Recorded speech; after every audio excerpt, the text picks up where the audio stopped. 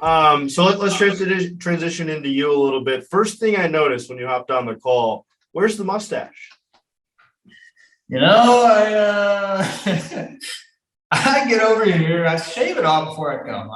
My wife would have accepted it, but it was worth a change, and I didn't want to come over here and have her shave it off for me if she didn't like it in the middle of the night. So I decided to change up the look a little bit, and I don't like it. I will say that I wish I had it still. Yeah.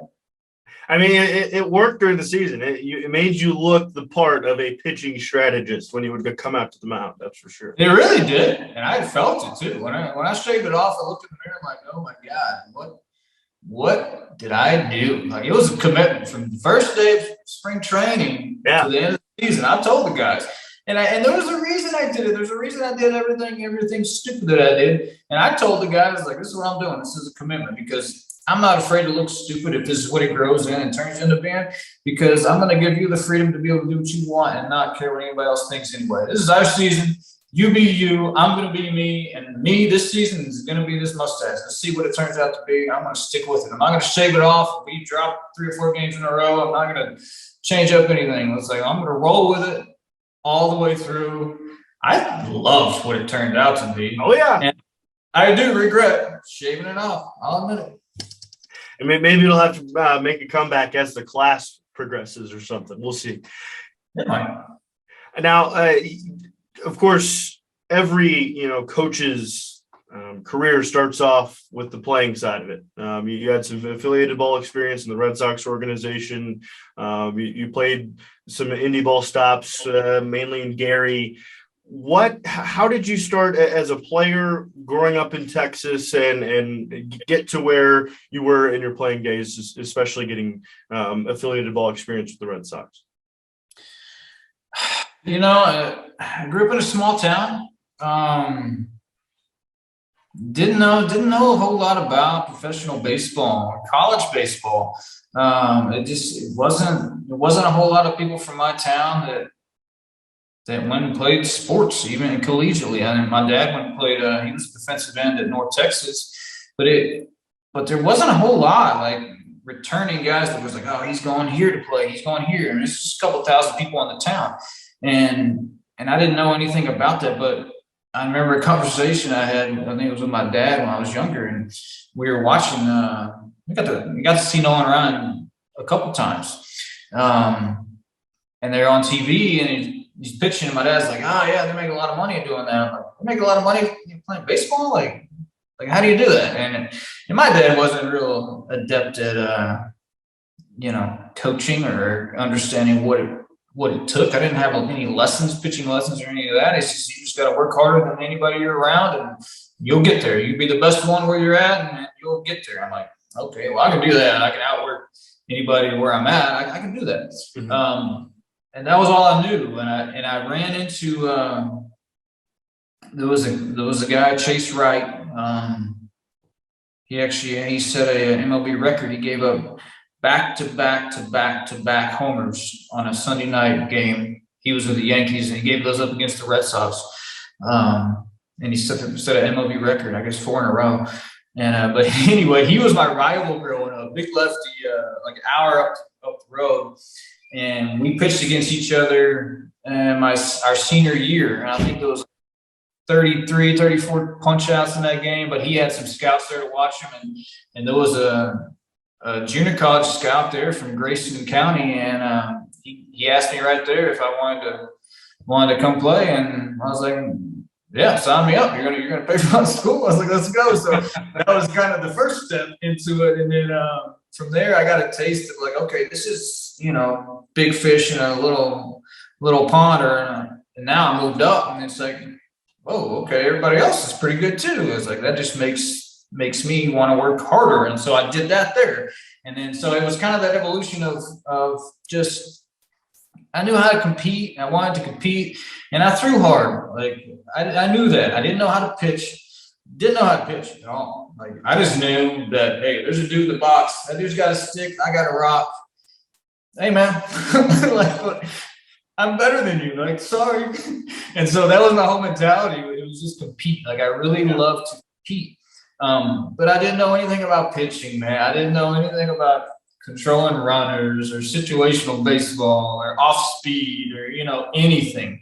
But I was durable. Like I said, I had a live arm. I threw pretty hard for my size and created some good angle. And the Red Sox were coming to some of my games when I was at Oklahoma Baptist. And it was right after season. They offered me. I always say I was better than the first rounders because they offered me to sign before the draft, free agent sign. I was like, oh yeah, I don't even want to wait on the draft. I was like, I'll sign now for $1,000, and I think I cleared 700 of that. Bought a laptop, and then it broke like a week later, and that was my whole signing bonus. And but they told me, I signed, and they put me right into low A, which they did. And so I signed with them right after season, flew out to Florida. I think I threw 4 or 5 rookie ball games. And I was like, God, this is a piece of cake. Because I was still, I could do the same thing. And then I went to A-ball and kind of started to learn and started my journey there. And got to move up every single year. I kind of moved up a level and I didn't know. I still didn't know anything, man. If I can go back, as I always say, if I can go back and know what I know now, but I didn't know anything. I knew how to work, and now here I am working against the best guys in the world as far as competing to be the best in the world. And so I knew how to work my body. I knew how to push myself, and I still didn't know how to pitch. And so it always came back to bite me. I never was a prospect or any of that. I was more of a prospect protector, is what they call me. And if I would have knew that going into it, if I would have known that, I think it would have made me a little bit better. But I don't have any regrets about my career. Obviously, I would go back and I would change a lot of it. I would learn how to pitch, and I would learn how to implement some of the same stuff that I teach. But I think that's what it made me a better coach.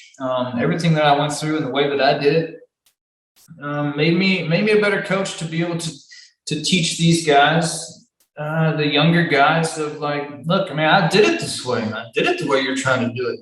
That doesn't work. There's an easier way. Let me teach you about pitching. You can still implement what you want to do. I was like, just do it in this scope, do it in this frame, do it in this mindset, and you can add yours with what I'm trying to teach you, and you can become a lot better. Like, trust me, I've been there. But I hope that answered your question. Oh yeah. Now, it's obviously the transition from player to coach is easy for some, harder for some. Now, you said that you didn't know a lot about the process of pitching when you were a player. How did you learn all of that and then transition into becoming a coach? I never figured it out when I was pitching. I was in big league camp in 2010. And I just always thought it was more and more and more until it harder. I'm going to beat you. That kind of stupid mindset. And that took me to the point where I signed. I got released from spring training 2010. Had the opportunity to go close in the Atlantic League or to be a starter in Fargo. And I was like, I'm going to start. I'm stupid. I'm going to start. I hadn't had that opportunity. But I went to Fargo. I was opening a starter. Then I was closing in between my starts. And it's because I wanted the ball. I had some teams talking to me like, hey, we just want to see you pitch. You're waiting for an opening. We're waiting for a spot to open up in AA, blah, blah, blah, blah, blah. And so I'm like, give me the ball anytime you can. So I'd start, and then in between starts, I would close. And a month and a half into that season, I blew out. I don't think there's any body that could have handled the workload that I was putting on myself and the pressure I was putting on myself to get back in. And it was when I blew out, I had to go home and I rehabbed myself. Like I went to this guy. I was driving an hour and a half every day, and to this guy who worked with senior citizens at this little physical therapy place. I think I broke 2 thumbs playing catch with guys, but I was his first Tommy John rehab. The doctor that I was his first Tommy John surgery. And so I was rehabbing myself. I'm 9 months into my rehab. Didn't know what I was doing as far as it was. I can't say that I wasn't following a script, but as far as having somebody coach me and teach me what I'm supposed to be doing, I didn't have that. So I really had to slow down and figure it out. And I started to figure out how to throw. Like, I think that's one of the things I try to teach guys. And we talked about this during the season was really how to throw and be on time and what that means. I had to teach myself during that period. And I figured that out. And I was like, man, this is a whole lot easier. But I tried to come back from that 9 months. You know, the manager in Fargo asked me to come and pitch the last couple of months of season to get ready to go to playoffs. And I wasn't ready. I haven't been on a mound. Like, I wasn't even playing long toss. And he called me and asked me if I was good to pitch. And I said, yeah. So it didn't work out for me. It was funny because he asked me if I was good. And in my head, I'm like, I said, look, give me 2 weeks on the mound, bullpens, and I'll be good. And I really believed that. And so I drove up there. I was like, let's go, man. Let's throw this bullpen. Let's throw this first one, knock it out. And I was like, the quicker I can get this, the quicker I can figure it out, the quicker I can get in the games. And I started throwing this bullpen, and I'm like 7 pitches deep. And pitch coach is like, shut it down. Rhoades, shut it down. I'm like, man, I was like, this ain't good. And he had a gun. Like, he had a gun. I would never do that to a guy. I would never put a gun up in a bullpen, but whatever. So he puts a gun up, and I'm like, what's up, man? He's like, are you good? I'm like, yeah, I'm good. I'm like, well, what's up? He said, well, we're going to shut you down and see if you can pitch in the game tonight. I said, what? He's like, yeah, you're 96 on the gun right now. Like, think you can pitch in a game tonight? And like I said, I'm stupid. I'm so stupid. I was 26. I just wanted to get on the mound and I wanted to get out there. So I went in and pitched that night. Hit the first guy in the knee. I thought I broke his leg. Hit the second guy in the middle of the back. Like, I had no clue where it was going or how to manage the adrenaline or how to do any of that. And I think I got about a week later, I got bicep tendonitis. I mean, all sorts of stuff, pitching off the mound with adrenaline. Didn't know how to recover, didn't know any of that. Ended up getting released a couple weeks later. And then I tried to make a comeback the next year. And that was when I went to Gary. I got married the same off season. And there was some things that happened as far as on the health side that mentally took me out of being able to compete. And I never really retired, and I kind of went out on my shield a little bit. You can look at my numbers. I mentally wasn't there. There was some other stuff that I had to take care of back home, and that was when I took the transition into coaching. And from there, I did take a big step of self-analysis and understand, like, okay, am I really walking away? Like, am I done competing? I didn't want to be. I was like, how can I, and what can I do to put the same type of energy into what I wanted to do into something else? And the only meaningful transition was into coaching, because I can still go back and try and play. I feel good. My body feels good. I can still go back and compete.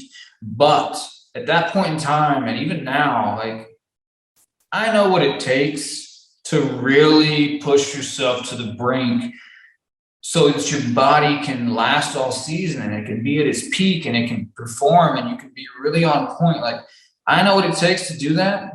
And there's no way that I don't want to go through it. Like, no, I don't want to do that. Like, yeah, I could go out there and pitch and be good, and I can say half-ass it and be okay. But that's not me. Like, I'm not going to do that. And I wanted something that I could put everything into and see the results and not have to hold back and not feel like I'm downgrading anything. And that was coaching. And I didn't know where or how, and so I started reading and diving in and learning about pitching. And that was when I learned about pitching. It was like, man, I never pitched to a count.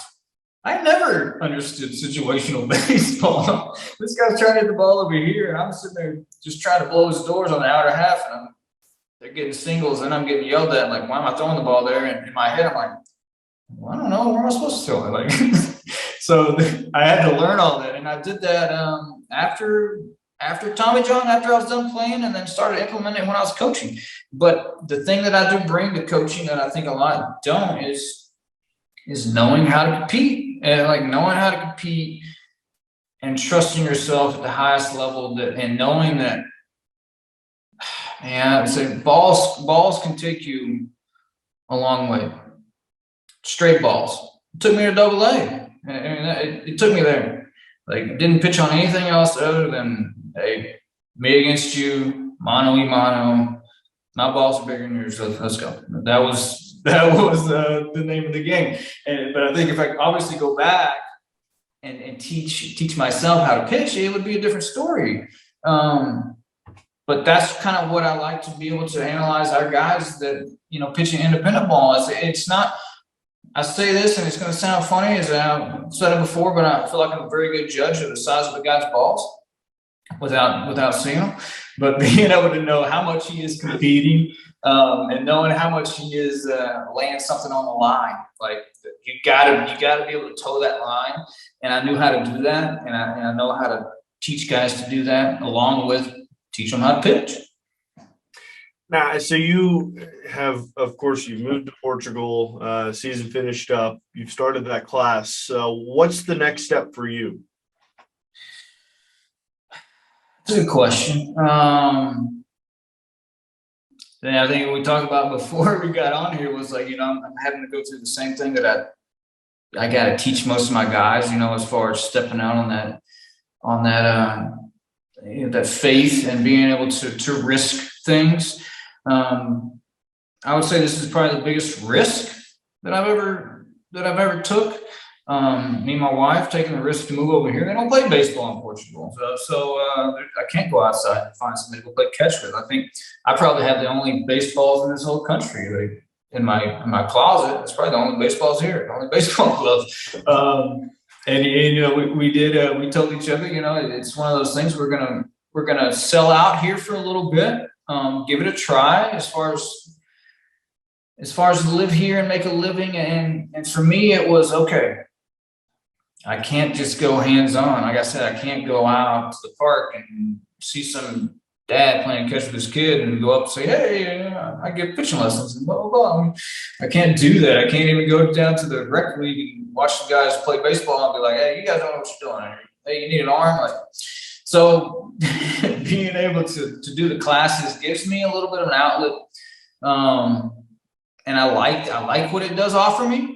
I can't say that I won't miss being on the field when January, February rolls around. Like, I know I'm going to do that, just that. But being able to sell out, I'm working on some books as far as I want to get all my pitching information out there. Like, I don't care. I don't care. To me, it's not the information. It's not knowledge. It's knowing how to apply it. And there's a difference between knowledge and wisdom. And so, to me, I want to give all my knowledge out. Kind of working on 3 books: the throwing program, the delivery guide, and then the pitching guide. So kind of want to incorporate all 3 of those things. But I'm doing that. I'm doing the classes. My wife, she's an interior designer, so she's working on that. And maybe I'll make the transition into helping her source some items and then do all this stuff. But baseball is still in my blood. It's still what I want to do. I want to coach. I love coaching. I'm going to do the online coaching thing for now, man. I can't tell you where it's going to be. I just know that more than likely I won't be on the field this next year, and I'm not over it yet. Well, the professor of pitching, Chad Rhoades, I really appreciate you coming on. This was awesome. Appreciate it. Thank you. Yeah, I appreciate having me on.